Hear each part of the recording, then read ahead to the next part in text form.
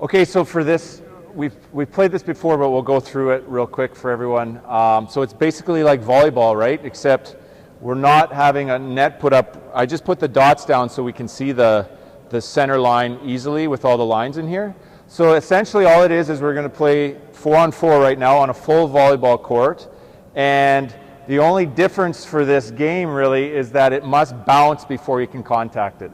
So some different variations of how you can start, depending if there's high enough level of skill.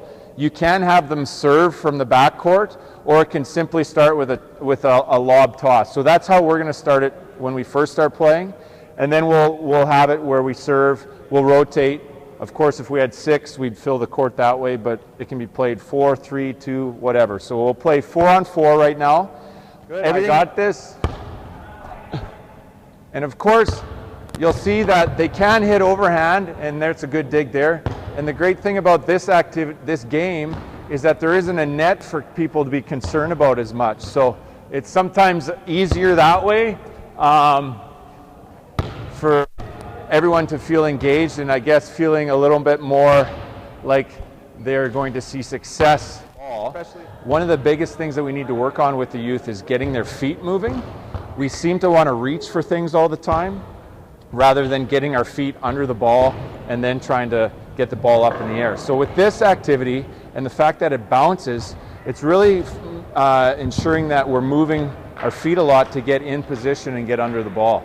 Just to show that we could set this game up 8 different spots in a gym, and it could be played 2-on-2, it could be 4-on-4, and you can change the size of your courts, and you can change who's playing with who, right? Because we want all of us to be successful when we're playing it. So you could say, okay, here's high-level volleyball people. They can play it here this way. And then these people who are maybe newer to the sport of volleyball or learning it, they can play it a different way in a different size. So now we're playing with a regular volleyball, a little bit extra inflation in it.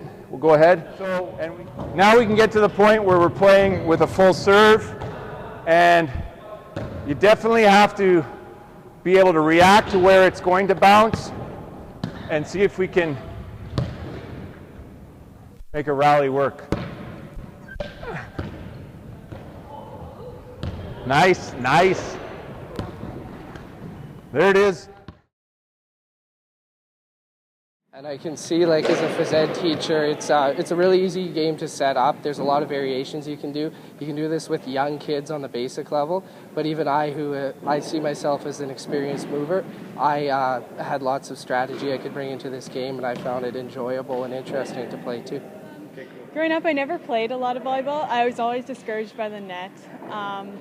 I found that, like, I'm not a big jumper. I can't jump as high, and that also prohibits me from being able to do, like, the cooler type skills like spiking and stuff like that. And I felt like in this game, without the net, that's something you don't have to worry about, and it's not as discouraging, and you don't have to embarrass yourself almost by trying to do these higher advanced skills, but you still get the opportunity to.